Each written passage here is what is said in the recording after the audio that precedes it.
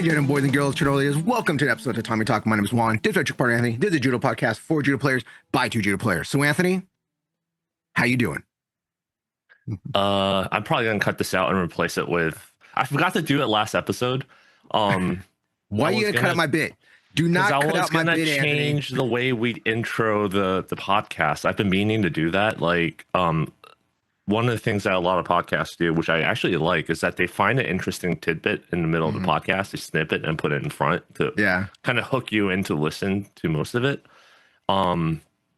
Kind of similar to how when I tell my wife, like, oh, I mentioned you in the podcast, and she's like, what did you say? I'm like, well, you're gonna have to listen to find out. You have to listen to the whole episode to find out.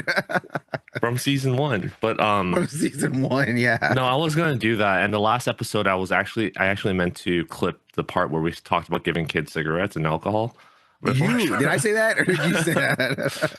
Trying to get me in trouble here. I was gonna cut that part out and put it in there, but as you know, I was busy editing that, so I didn't have time to do that. I just used my standard workflow of editing, so that didn't get added in. Yeah, so nothing much. I'm still job searching. I think I told you that. So, yeah, maybe this will stay in. Yeah. Well, here's an interesting story for you, okay? So, I think the fans might find this interesting. I don't know if they're going to understand when I tell the story how crazy this is, but so you know my car's in the shop right now, okay? And when they originally told me it would be like 3-4 days, maybe a week. It's turning into a week and a half. It's gonna be in the shop, okay? So I don't have a car. So I got a job. I go on one of my acting jobs, and it was a nighttime job, way out, not in the middle of nowhere, but way out by I don't even know how to describe how far out it is, but it's way out there. So to get to this job, I had to pick up one of the cop cars. So I had to take the bus. I had to take the subway to the bus to pick up the cop car to get to work. Now, we didn't wrap until 1:40, 1:50 at night, okay, p.m. The buses in LA at that time only run once an hour. The subway is closed, all right? So I got my cop car, and I was thinking my boss would tell me, hey, Juan, just keep the car tonight, bring it back tomorrow. Instead, what he said was like, hey, Juan, just take an Uber, okay? Just take an Uber home, and I'll pay for it for you, which I didn't want to be an asshole and be like, it's going to be like $100 Uber ride for where I drop off the car at, the car location. So in my infinite wisdom, I decided that I'm going to take an Uber ride to the North Hollywood station, okay? Which is already a $30 ride, so people get like Why don't you use Waymo? I did. I used Waymo 3 times this week, okay? Which is great. Like, it only costs like $12 each time, but I used Waymo 3 times. I think I mentioned before, but I'm anti-Uber, so I've never ever given Uber a single dollar in any shape or form. Well, here's the thing. So, where we drop the cars off, where our cars are stored at, Waymo doesn't go out there. If you're in LA, Waymo only Lyft. It's only LA proper. I only have Lyft. I only had Uber on my phone instead. Okay, so I took the Uber to North Hollywood Station. When I got to North Hollywood Station, in my infinite wisdom, I decided I'm gonna get a Metro bike and bike home. Okay, from North Hollywood Station, I Metro biked all the way back to K-Town.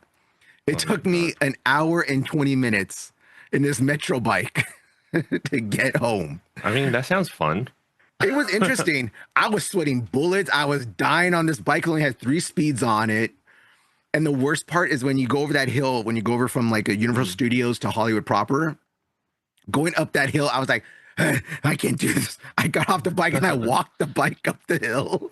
Oh, that was me in Japan. And then when I got to the top of the hill, I got back on that bike and I flew down, man. I flew past the Hollywood Bowl. I flew past the Man's Chinese Theater. I was flying down that road, man. It was crazy. But it was cool because the way the Metro bike here works in LA, so it's $1.75 to get the bike, and you get 30 minutes with that $1.75. And every half hour you go from there, it's another $1. So it cost me $3.50 to ride the bike from North Hollywood Station all the way here to K-Town.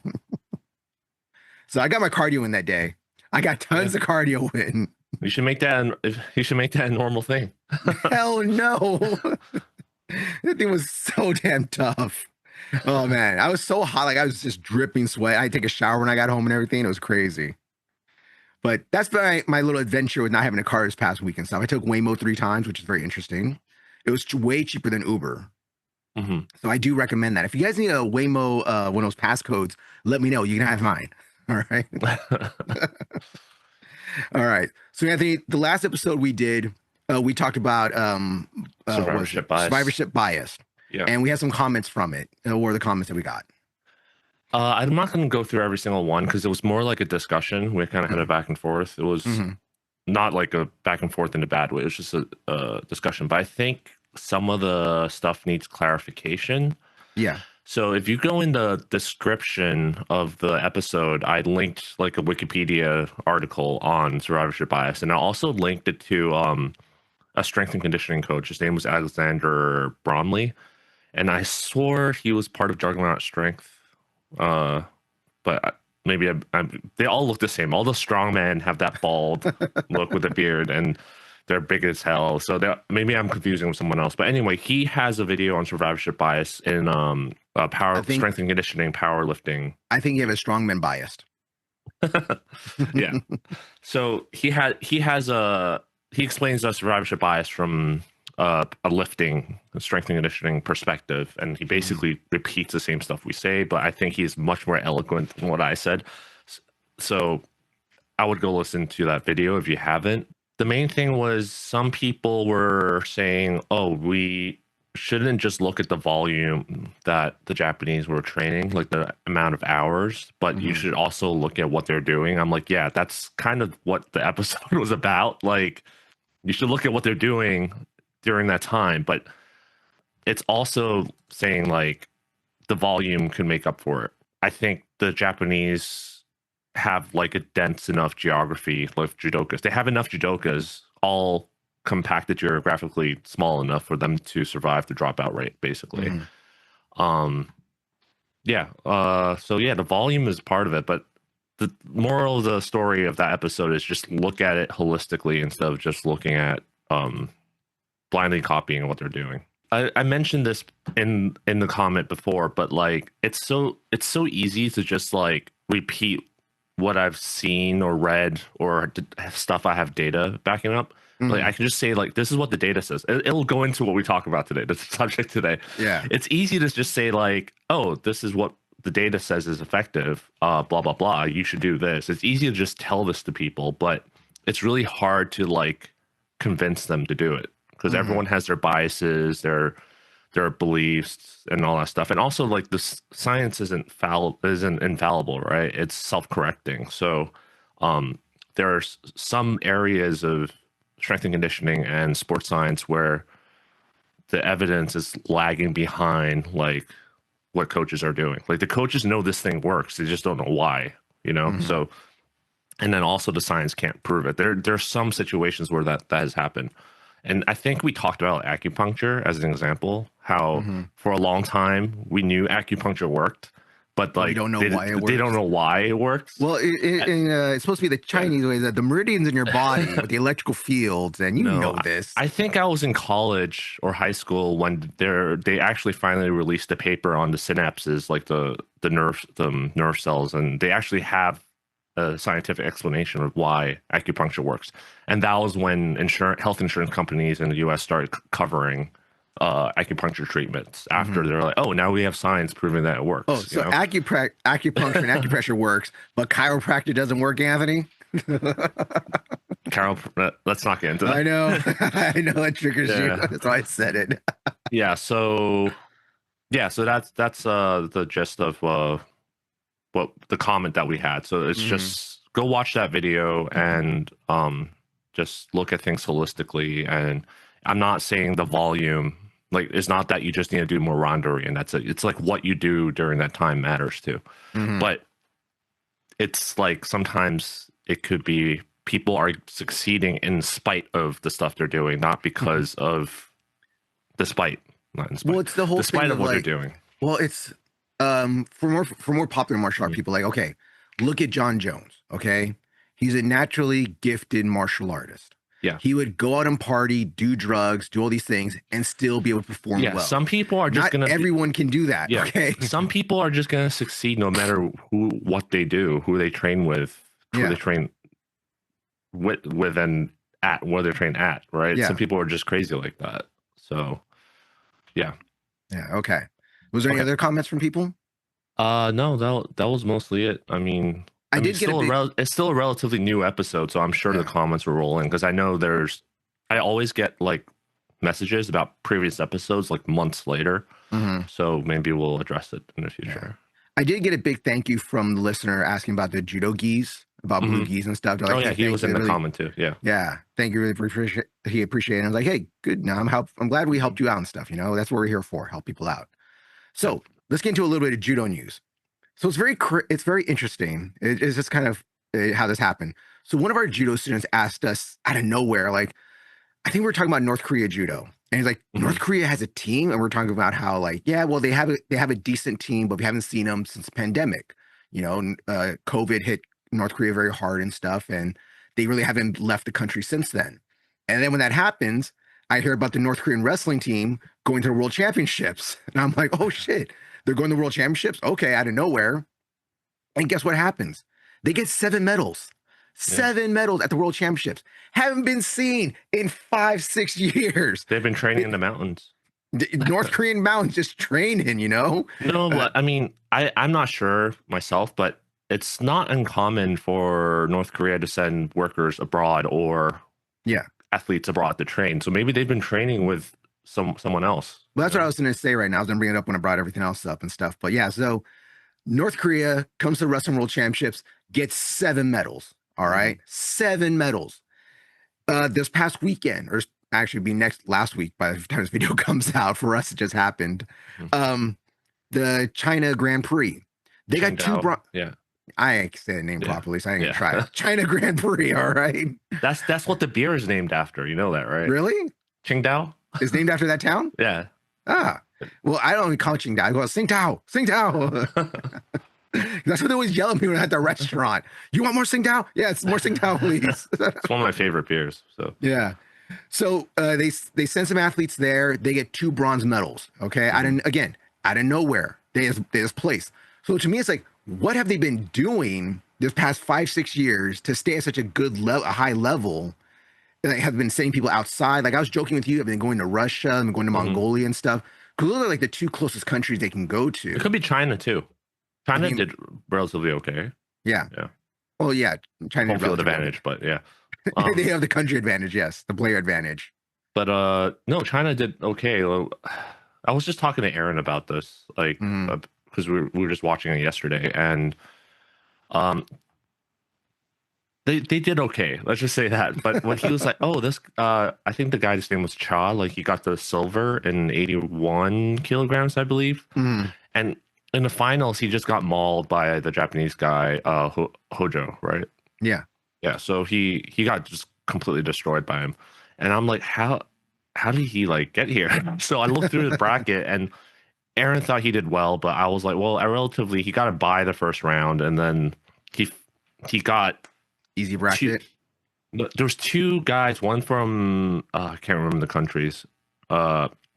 And there basically were 2 guys that were supposedly pretty good too that he actually beat, but then I looked at how he beat him, and the 2 guys basically, I just say he'd fucked up in Newaza pretty badly, and he caught them in the same way in Newaza. So yeah, I don't know. Like I think the nicer way to put it would be like, for comparison, Jackie Onizuka was there, and he like he won 1 match, and in the second match he was paired up with the Japanese. He took 7th place. Yeah. Well, it was a 7th place in a really small tournament. So yeah, I think this is why it's a Grand Prix and not a Grand Slam, because it's a smaller tournament and stuff. So I don't think it's a good indication of much, but still there was some impressive judo shown. Didn't the Chinese girl take gold in heavyweight division? Oh, no, it was Korean. No, she took bronze. That's what it was. Chinese girl took bronze. The thing is that Chinese girls tend to do, like, the heavyweight divisions do well. They tend to do pretty decently. Yeah, I didn't go back to look at the lightweight, because there was that 48 kilo Chinese girl that was all hyped up for once, and then she underperformed in a world championship. So, yeah, I need to go back and take a look. I've just been really busy job searching, like I said. So, but what do you think about North Korea coming out of nowhere? You know, I'm not surprised. At the Wrestling World Championships, they took 7 medals. Like, to me, that's crazy. I don't follow wrestling, so I I'm I know assuming a lot this of is. people. I'm assuming this is freestyle you're talking about, It's right? it's freestyle and Greco. So they do Also both. they do both of them together, kind of like Okay. how they do in the Olympics. And it's funny because I know a lot of people are mad about America. They're saying like, "Oh, America got screwed," because America overall I think took third.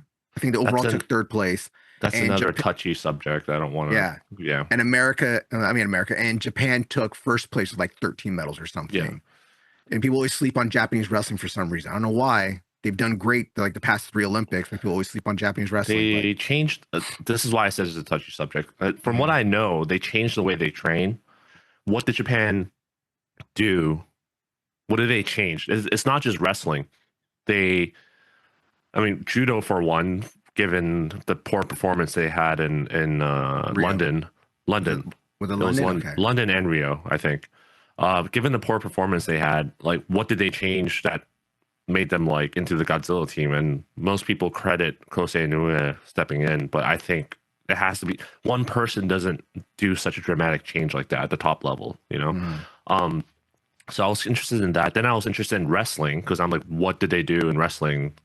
And then there was also soccer. Like, they've started like doing really well in soccer. So there's something culturally in the sports scene in Japan that changed that has made them more successful across all sports. So I was looking into it, all different types of sports that way. So anyway, yeah, that was a little bit of judo news, a little bit of grappling news right there. So Anthony, what's today's main topic? So I want to revisit the episode we did on warm-ups. That was episode 54. I think it's been like, we talked about 3 years since we did that episode. And I think for the most part, stuff that we said has held. I don't remember 100% what we said. We're just talking about that.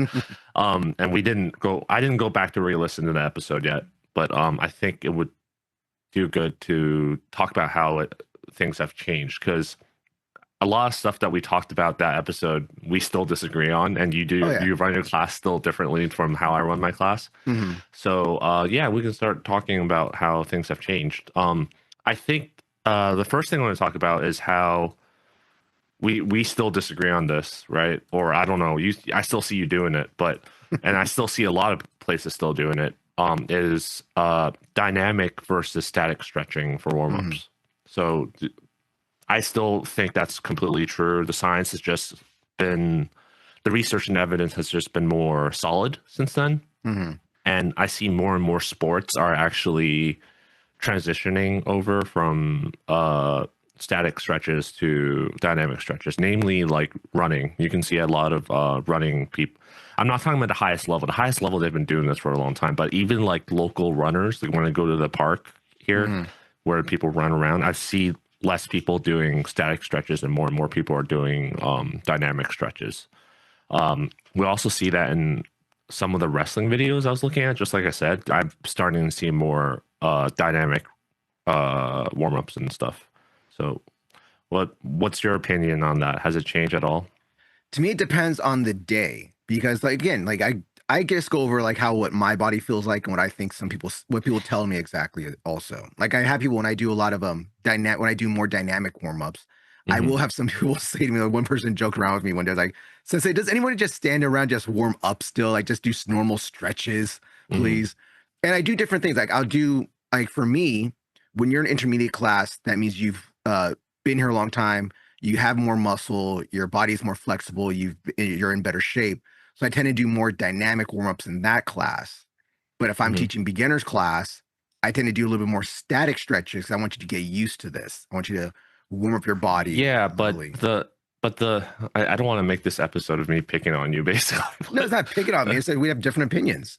The science basically shows static stretches doesn't actually, because people say, oh, we should do static stretches because I feel loose afterwards. And the idea is you're stretching your muscles out so that you would have better range of motion and it reduces chances of injury. But they're saying that doesn't actually happen. What you're actually doing when you're stretching to the end range is that you're numbing yourself from pain. You know how like when you pinch yourself often enough, you kind of get desensitized to the pain, or you press like a spot that's painful? I think most people want to be numb to pain, I think. Yeah, but what they're saying static stretches increases chances of injury because you're actually stretching beyond the pain is telling you that, hey, your body's not meant to go this far yet, right? But if you're doing that as warm-ups, you're going to there and then you're desensitizing yourself to that. Did my lights just turn off? Yeah, it did. I've been having trouble with this lamp. I need to replace it. Yeah, so it desensitizes you to the pain, and then now when you're actually doing judo or whatever, you're going to that end range that you weren't supposed to go to because you were desensitized to it. So it increases chances of injury, and there's a lot of strong literature to that. So the whole point is to do dynamic stretches where it just gets the blood flowing, which is supposedly what you should do anyway.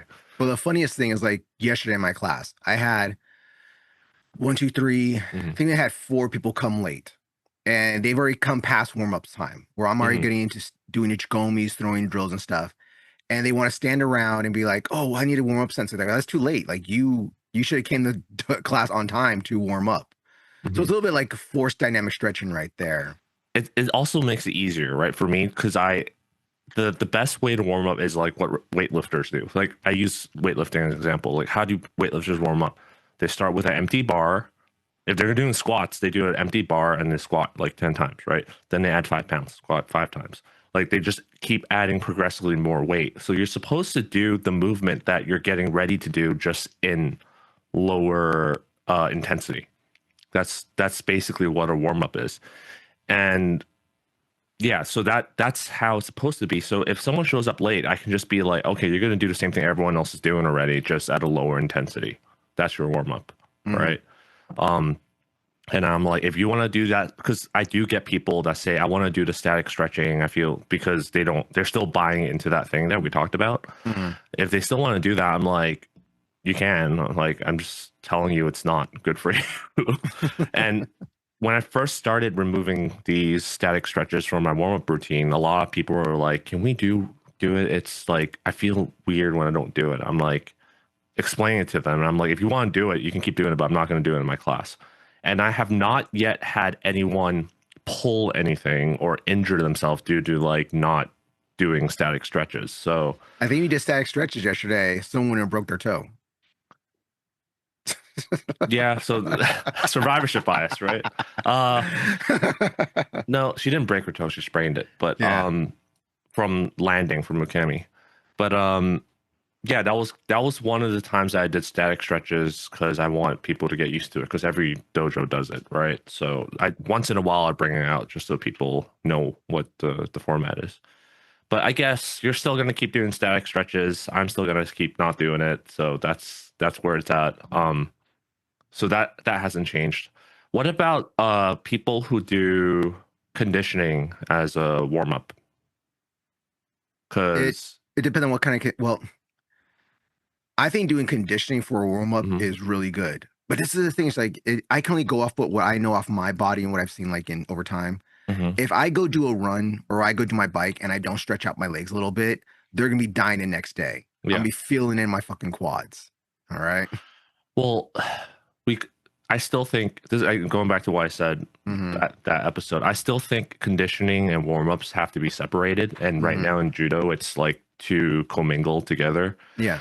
If people are having trouble doing the stuff in warm ups, then that's not a warm up. That's strength and conditioning or skill, or you're doing a skill based, like if doing handstand, for example, is a skill based work. So that's not warm-ups because like we said, warm-ups is supposed to prepare you for the movements that you're actually going to do. So if I can't do 100 push-ups, then that's not a warm-up. See, that's where conditioning. One thing where we're different about it. Like where my stuff, and if you ever come to my class, I do a lot of dynamic stuff. All the stuff that I do is towards judo or grappling or things that you're going to do during judo, like but then my rolling stuff. Why is it? Why is it warm-ups then? Why can't it be like warm-ups and then do the conditioning, the 100 push-ups? Why can't you do like knee if we're doing push-ups, for example, then why can't I do some sort of like chest stretching, dynamic stretches with the chest and then separate the conditioning and warm-up is what I'm saying. Well, I do. I don't do like any like push like at the end of my class as a cool down, I'll do the Hmm. push-ups, sit-ups, and little squat Yeah, yeah, routine, yeah, or yeah. this, I'm or not the saying leg you in press. particular. I'm saying No, in no, I'm saying general. like no, no, I'm just saying Yeah, like in my class, I would yeah. say that stuff towards the end. And I know like we used to feel different about it, how you feel that people like because you and me are different. Like I think Hmm. sometimes you forget that we're different. We Yeah. love martial arts. We love working out. We love this That's shit. why we have a podcast. I know exactly. Okay, we love this shit. We live for this.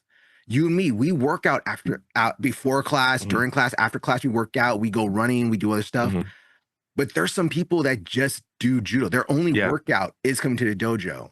So yeah, for me, that's why I do the little bit of like more weight lift or body lifting, at least body weight kind of stuff yeah, at the end of class, where I have them do push-ups, sit-ups, squats, leg press, body push-ups. I have like kind of interesting body things for them to do that are fun.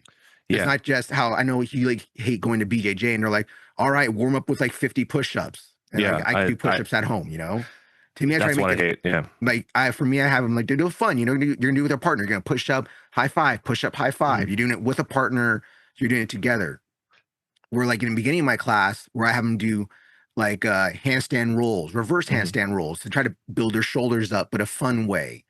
Have them do splits to try to open up their legs, stretching them out and stuff. Because yeah, I think this is where I changed from the Hmm. last time we recorded this episode. Yeah. Is that I'm starting to understand that, but I'm not gonna budge at all on how we need to separate warm-ups and conditioning. Hmm. Like if during warm-ups people are struggling, like I said, then that's not a warm-up.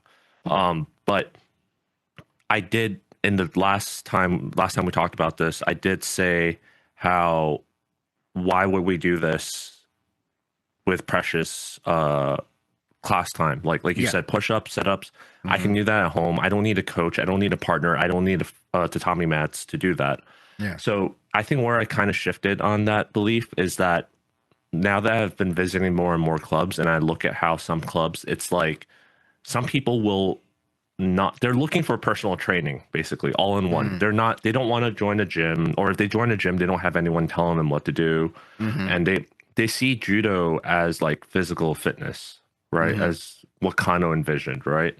So I could kind of see how there's a market for that, you know. But the problem where I disagree is like again when they combine it warm-ups and strength and conditioning, or they say like, oh, you need to get stronger to get first to get good at judo. Like Hmm. there's I Well, feel like when you sell it that way, then yeah. it's kind of like okay, there's half truth to it, I think. Well, it's like we always get that weird question people always first start when they're a total Hmm. noob. They don't know nothing. They're not Yeah, grappling. They're like, oh, what should I do to get ready to come to judo? Just come to judo. yeah, We get yeah, some instructors that will be like, well, maybe you should start doing like some jogging, start doing push-ups and sit-ups and maybe pull-ups and stuff before you start coming. It's like, yeah. no, no, no. You just come. There's no like, what should I warm up or get ready? I do this for 2 months, then come to judo. No, no, just Yeah. come to judo. Just come. This is why I'm a little conflicted because it's been like a few years. Because we made that episode, I've only been teaching the beginners program for like less than a year. Hmm. But now that I've been teaching this for 4 years, 3 years, 4 years. I'm starting to see because I tell people I'm like, we're not going to do this crap in my class. Hmm. But if you want to get good at judo, you got to lift, you got to run outside of class. I Hmm. said, and I see now that most people don't do that. Yeah. Like, Most people we're will not do that. Yeah, I know So black belts. I know some of our own black belts that that barely do anything outside or started training hard once they got their black belt, started yeah. adding and lifting and stuff. And there's two kinds, right? There's ones that are coming in super like unathletic already, like they're really Hmm. skinny and no muscle mass at all. So those are not lifting at all. And then there's another camp where they got really fit doing judo training that we do, Hmm. like the rounds. They got fit, but they're now hitting a wall where I'm like, okay, you're now like losing the other person, not because of your skills, but because you're lacking strength and conditioning. So like those people are also not lifting, and or if they are, they're not doing the right thing right outside Hmm. of class. So I'm like, oh, those people could benefit from a fitness class, which is why Sensei Philippe added like a fitness for judo thing. But again, Yeah. most people didn't want to do that. So now I'm like, okay, so we could actually force these people to do it, or sometimes these people just don't want to do it. They just want to have fun doing Yeah. judo, so that's totally fine too. Mm-hmm. So I'm like conflicted. Do I like force this fitness upon them, or do I like just leave it as it is? You know? So Well, that's what I try to do. I sneak in a little bit dynamic and fitness and stuff in the beginning of my class. That's my warm. That's why warm up for my class is so intense because I'm trying to get you fit and ready for advanced class and stuff. I save it for the end. Yeah, So if I that's why do I those save at the like end, my weightlifting stuff, my more body weight building muscle stuff. I save for the end on days I feel like they should do it or I see a little lacking out there. And I don't do it. You know me. I don't do it after every class. I do it after like maybe every other class every few weeks and stuff. Maybe I'll do it for a little while and I think people are being so weak. But it's like I said, you and me are different. We do this stuff outside. We got a lot of people that don't do anything outside. Yeah. We got people that do. Yeah, I have to reiterate that we do it at the end because this is not even disputed, is that it's shown that if you do strength and conditioning or you go into doing sparring tired, it increases injury chances because now you're tired, right? There is this whole what do you call it? Whole belief that people are buying into that, oh, if I tire them out before randori, then they're forced to use technique. Like that's not what the data says. I mean, it might be true, but the data says that injury rate increases. So it might be true in the sense that it might force them to use technique, right? But it doesn't. The data does not show that it decreases injury. So it could be that they're forced to use technique, but the technique is sloppy and then they get injured. So that is totally not what the data says, which is why I save the hard conditioning stuff like shuttle runs or whatever, or push-ups and all that stuff. I do that at the end. I don't do it in the beginning, or try not to. If I do it in the beginning, I would be like, all right, 10 push-ups, and it's not like 30 or 50 or whatever, right? The goal of the warm-up again is just to prepare you for the movement. So if we're doing grip fighting that day, then we'll do some like tag, something.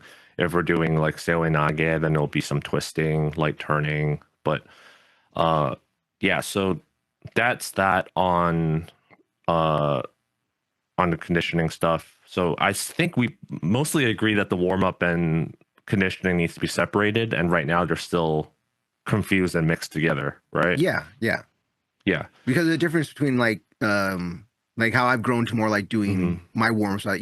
My old warm-ups, I grew up doing like my warm-ups are based off more like my taekwondo karate warm-ups and stuff, where you do a lot of stretching to get the body warm to do all these dynamic movements. Where now I've changed it so it's a little bit more like my warm-ups are more geared towards all judo techniques. Almost every warm-up I do, my warm-up to part of my class is all judo technique related. Yep. Okay, so we're now going to move on to episode. I know we talked about warm-ups, but I realized we actually talked about this in episode 88, separate episode we did. It's like, should we stop doing certain exercises? Do you remember that episode from 2 years ago? Yeah. Yeah, I don't think we included too much of that during the warm-up episode, but so but it makes sense because there's certain things where we do kind of like I always go like the dogma of grappling sometimes of like, well, my sensei did this, or my coach had us do this, and that's why I'm gonna have you guys do this. Yeah, so I want to first touch upon like there's this move I talked about, like the opening the gi kind of thing, and then also like the gripping thing. I kind of was against it during the episode, but now I'm thinking about it. I'm like, that is a dynamic warm up, and it does help stretch the fingers. I think it's okay as long as, like we said, it's not like conditioning. Well, the whole thing about like, I know you hate the put your arms out and just grip the air, and I totally. I'm saying now I changed my mind. I'm saying, but before it's like I understand we don't like it because it's one of those things where if people don't want to take it seriously, they're just gonna open their hands. They're just gonna open and close their hands like no force, nothing. Okay, it's no grip. Where if you do take it seriously, it is a great warm up to stretch out and get a grip. It's like how I do the exercise where I have people do what I call scarecrows, put their arms out their gi, and you just go back and forth, grab and knock my mic over. You just go back and forth, grabbing the gi, left, right. If you really put your body into this, you're getting grip, you're learning how to move your hands, you're getting grip strength. But some people, like I say, don't play patty cake, and that's what they're doing. Just touching the person, just tapping them. Yeah, I think, again, going back to what we said, as long as it's like warm up level of intensity and not like doing 1,000 of them, so then that's fine. So, yeah. especially if you're going to do grip fighting games. Mhm. But then what about shrimps?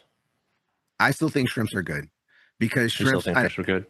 yeah. Well, I like shrimps and reverse shrimps because to me, I know it's to you, like you hate this word, I don't. it's muscle memory. Yeah, I I know you don't hate that believe in word, it. but to me, Yeah. it's just getting people used to like the first move you learn how to escape a pin Mhm. is ebbing out using shrimps. I And think people we get, talked. Yeah, go finish. Sorry, no, I but I'm thought you just were like, done. it's just one of those things like, what did we work on today? What did you Hmm. do today to warm up with? Is ebbing. The more you get better at ebbing out as a warm up, the more it's going to be automatically good when you actually do it when you have to actually do it with someone holding you. Have you seen me do the power shrimp?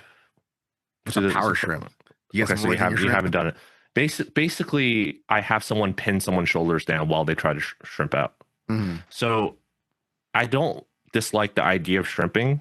I just Mm-hmm. dislike how it's done right now, which is like you go up and down the mat. Mm-hmm. I'm like, again, you have a partner, you have a mat, you have an instructor. Why would you do this solo activity Mm-hmm. other than cultural reasons, right? I make people shrimp once in a while too, because again, you have to know it to attend many classes. But like, why not just have someone pin the other person and have the person shrimp out of it? like, Well, that's why I do I, like my 30-second drills, you know? yeah, why don't you have that shrimp instead of this is like in ecological dynamics, it's like decontextualized, right? And decoupled Mm-hmm. from what's actually happening. Because how many times have we seen people, even coaches in tournaments, when the what do you call it? They're like shrimp out of it, Ebby out of it, and they can't, right? Mm-hmm. Because they haven't really trained with the context of someone, a stimulus of someone pinning them. Mm-hmm. So now you have them just like shrimping out of, by the way, most people don't shrimp properly anyway. They're shrimping with no context of whether they're escaping the pin or not. Because if they shrimp properly, they would most likely escape the pin or be able to get the knee shield in. Mm-hmm. But they don't have a body there to give them that feedback. So you're just, it's like a conditioning exercise, I think. But No, I get it. I get it. And I think that maybe it's one of those things Mhm. where I think it's just a good warm up to get your body No, movement. but the Movement. answer is the question Yeah. to you for me is Yeah. Yeah. why not just have someone pin, do the same thing, just have someone pin the other person, whether it's lightly or just like Mm-hmm. no grips allowed or just the hip on top or one hand usage only. Why not just have them do that and then shrimp as a warm up? Because it's a two-part answer. Hmm. Part A is that people need to learn how to do shrimps by themselves to do it correctly. And B, most people, when you have them do it for some god awful reason, and I say like light osaikomi guys, just hold Hmm. them there. Let your partner work out of it. You know, just give them a little bit of stiffness, but let them work out of it. You're gonna get these people that are gonna fight to the death to not let them escape the pin and won't let So the other person this work. is this is what where we use constraints and scaling, right? Mm-hmm. So what I do is I have people. If I had an option, I would tell them to take off the gi, but that's not what we're going to do because of reasons, right? You know what I'm talking about. But I would tell people for warm-ups like, okay, you're going to pin the other person with just your like a kind of like a kesagatame position, but you're at the hip level, not at the armpit level. You're at the hip level, and Mm-hmm. you try and stay on top. You can't. The top person can't grip anything. Bottom person can't grip anything, but they can push. And use your elbow and your hip to pinch the other person's hip together. So basically, stay on top of the other person's hip, Mm-hmm. and then the bottom person magically starts shrimping. Like I don't teach shrimping. This is like I just tell them to stay on top, and the bottom person try and escape. Mm-hmm. Then they start shrimping because that they have to push the other guys away from their hips to escape the pin. So I feel like that's a much because there's no grips, people aren't like holding on tight and like you said, doing the thing at Mm-hmm. 100%. People are just like moving, shrimping, and it doesn't look like the shrimping up and down the mat because for that the goal is to move down the mat, not to escape a pin.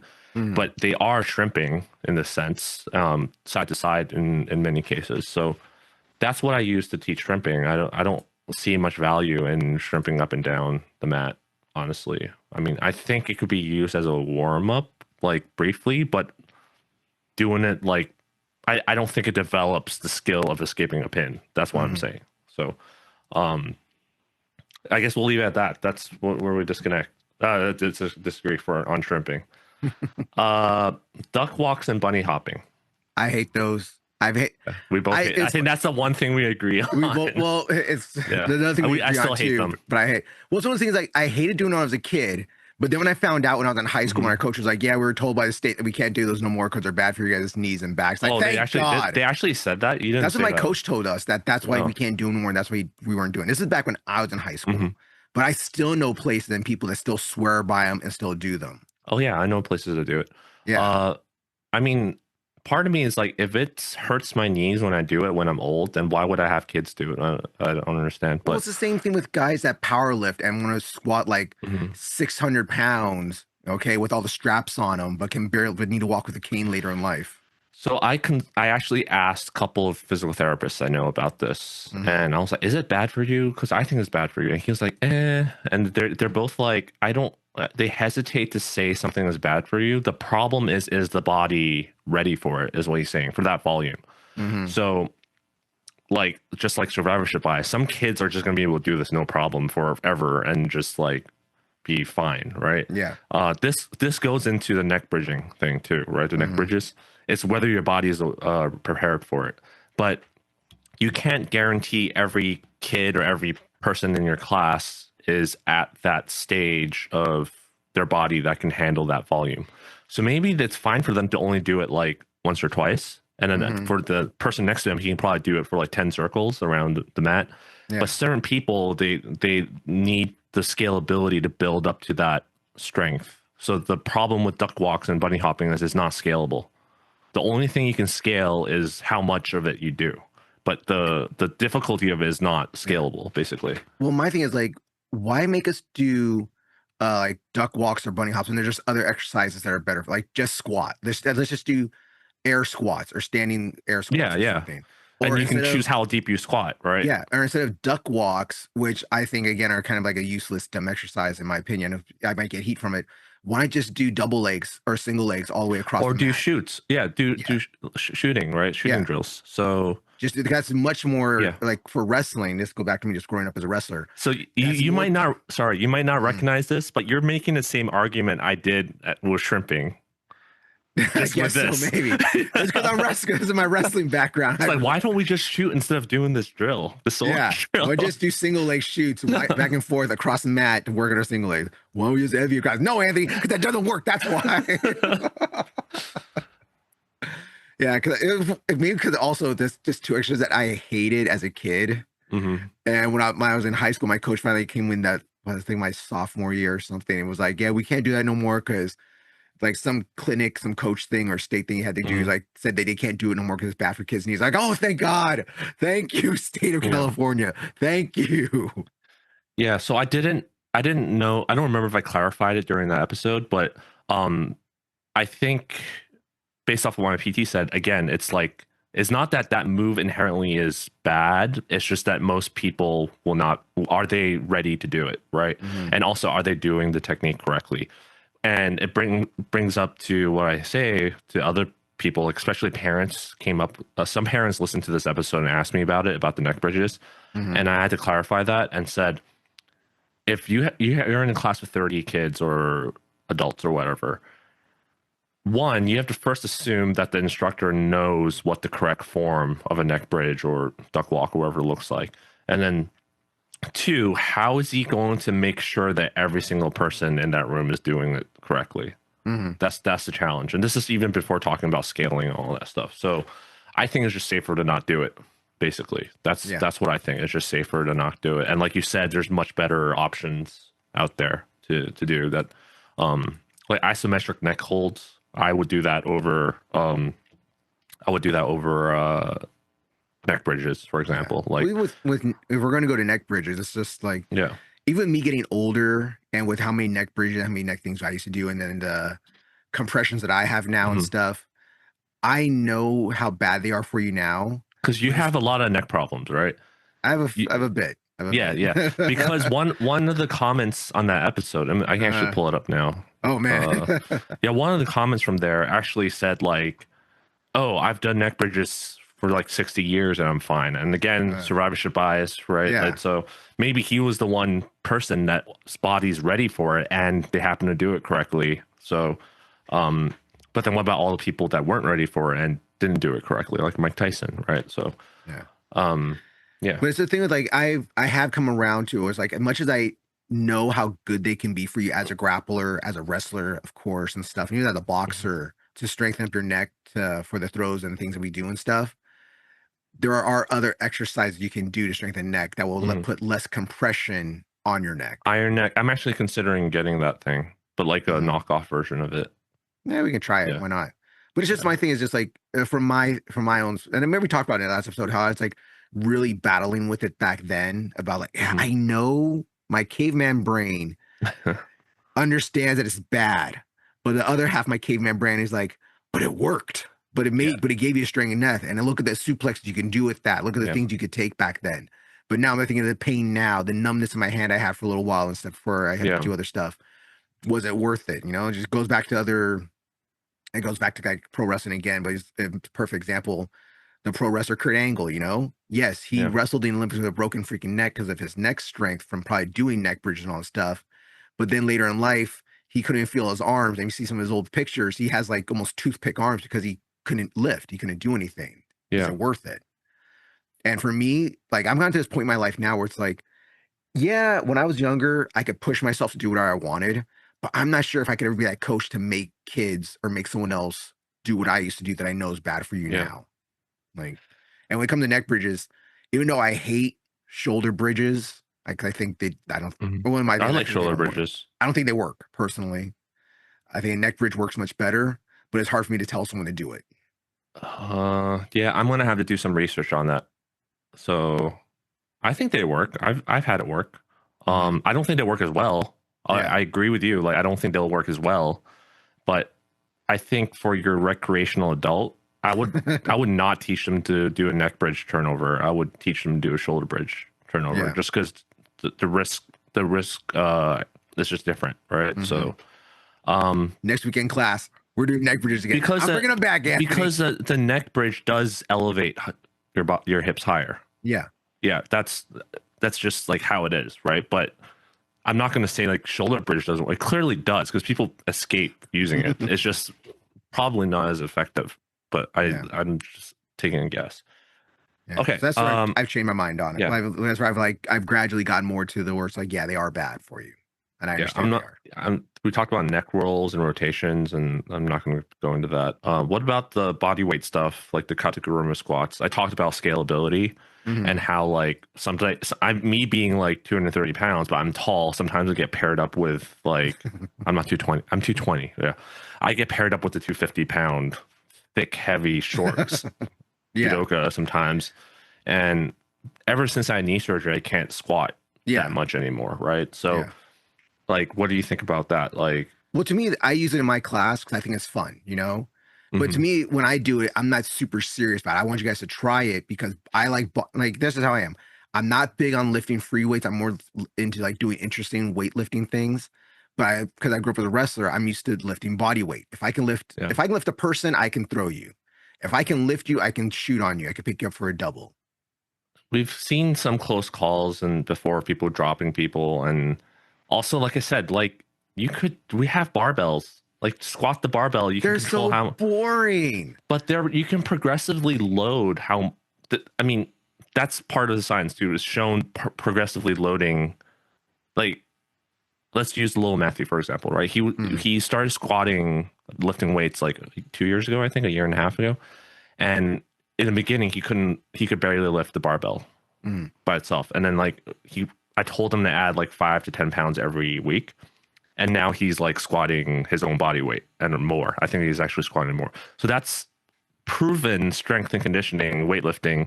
That's how everyone's doing it, right? You progressively load the weight.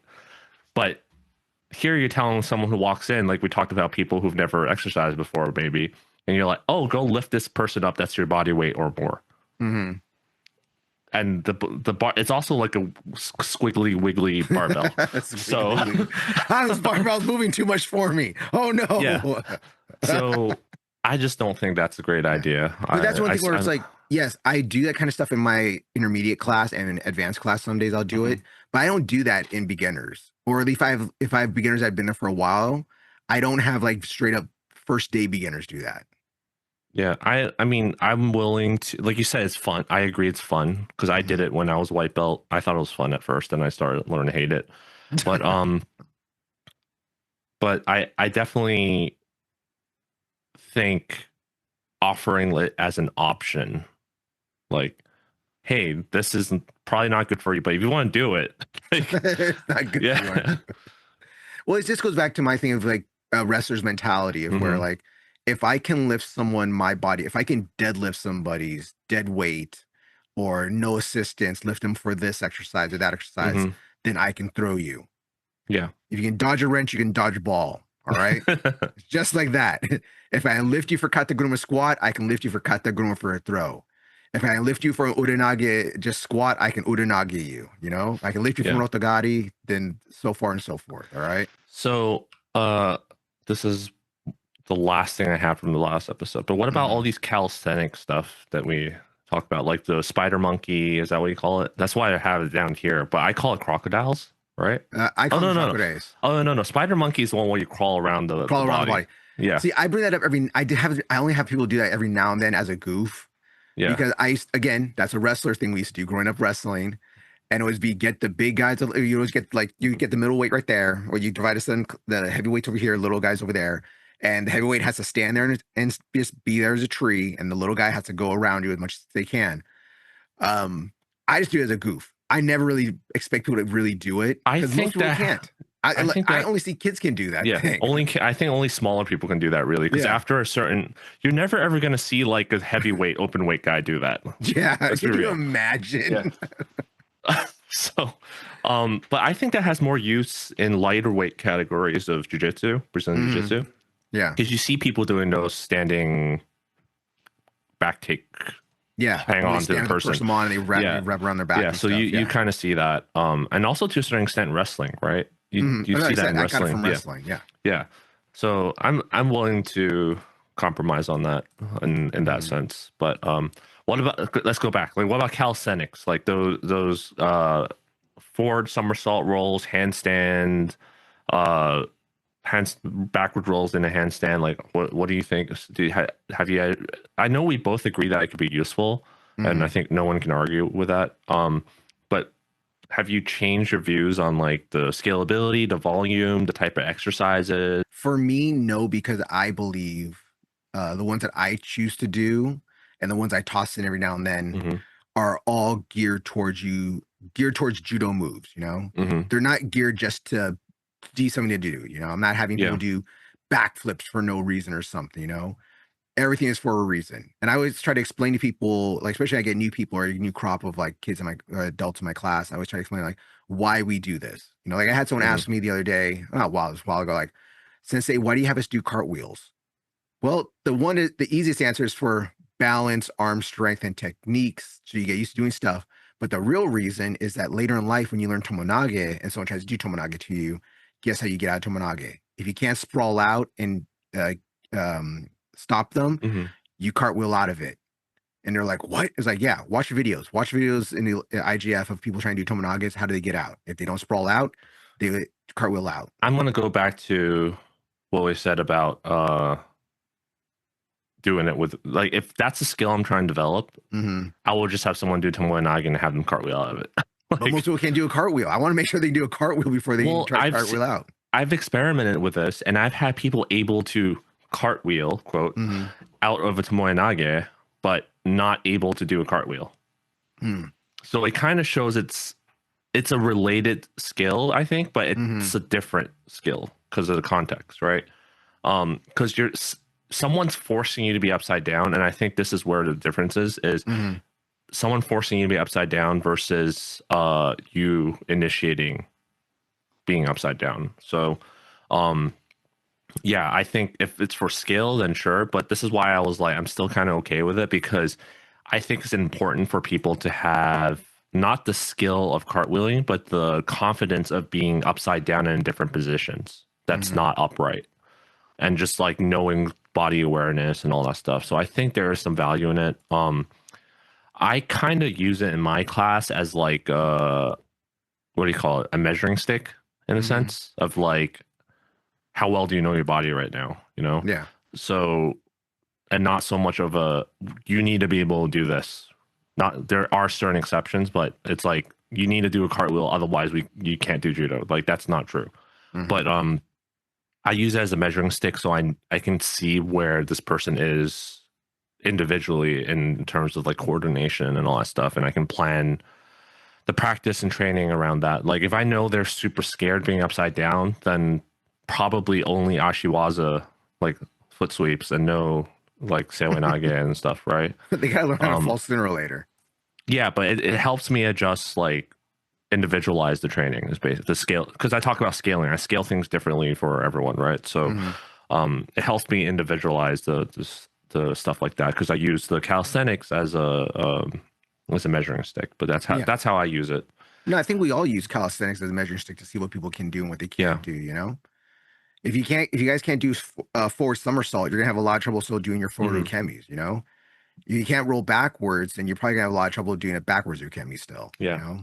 But I'm very like when we teach beginner classes is very different anyways. Like I'm very super back to basics. You're very dynamic in your stuff, and but then when I go to intermediate class, I'm like super like shoot up to dynamic ability of it. Like, well, you're in intermediate now. You better be able to do a lot more shit than beginners. I think like we talked about how my beginners class has been able to retain a lot of people, and I think that like has been a huge reason why it was able to retain, because people are doing stuff that they either like or they know why they're doing it clearly, right? So or there's a good balance between it. I mean, I mix it in sometimes because people sometimes still tell me I want to do stretches, I want to drill, I want to do this, I want to do that. I'm just like, okay, well, do some of it, but I'm not gonna make it the main focus because I know it doesn't work. So yeah, is there anything that you've added since we've done those episodes that's different, or you've just been teaching the same way?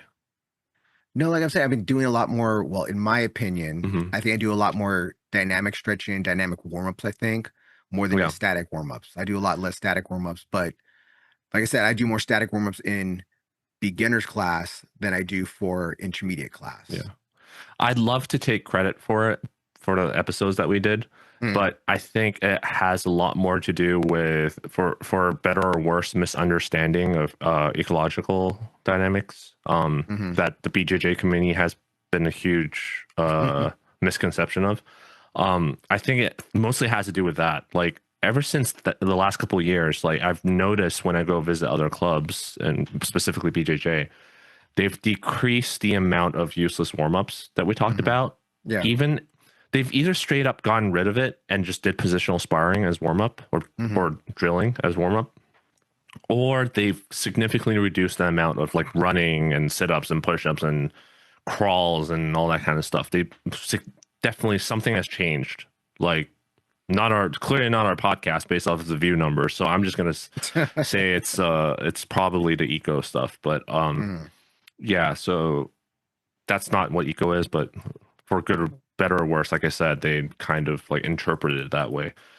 So yeah, that's what I've noticed. In my class, I've noticed something this is something I've realized that's really, really effective, but it's due to the size of our dojo and the size of our classes. I can't do it all the time.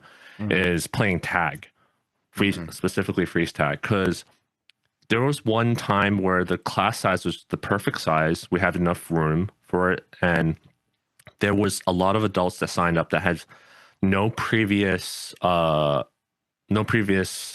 athletic background. So their coordination was kind of weak. It was to the point where I'm like, grab the sleeve, and they would like grab the lapel. Or like I'd be like, take your right foot, step with your right foot forward, and they just stand square. Like there's some sort of coordination that's lacking, right? And I realized like having them play tag actually is really good at developing that coordination and distance management, like gauging distance and using feints and all that kind of stuff. So we played that game twice, and I just saw like, again, back to using the calisthenics as a measuring stick. I did calisthenics again the next week, and there was like a significant increase. Like it's not like, oh, he couldn't roll before, now he's like doing backflips and stuff. It's not like that significant, but it's kind of like, hey, he's no longer like struggling to even know what to do kind of thing. So when I say try and do this, they're actually trying to do what I told them to do. So yeah, so I realized I've been incorporating a lot more different types of tags, and adults get automatically turned off by it because it's like, oh, it's a kid's thing, kind of. Yeah. But it's honestly, tag is like such a great thing to use to develop skills, I think, but that's underused. You know what you do? You need to toss it in a BB gun and be like real Onigoko. Yeah, we're starting to see a resurgence of it, also because of like eco, because they now play like knee tag for double legs and single legs, and they do all this kind of stuff. But I think again, after a certain point, you have to scale it.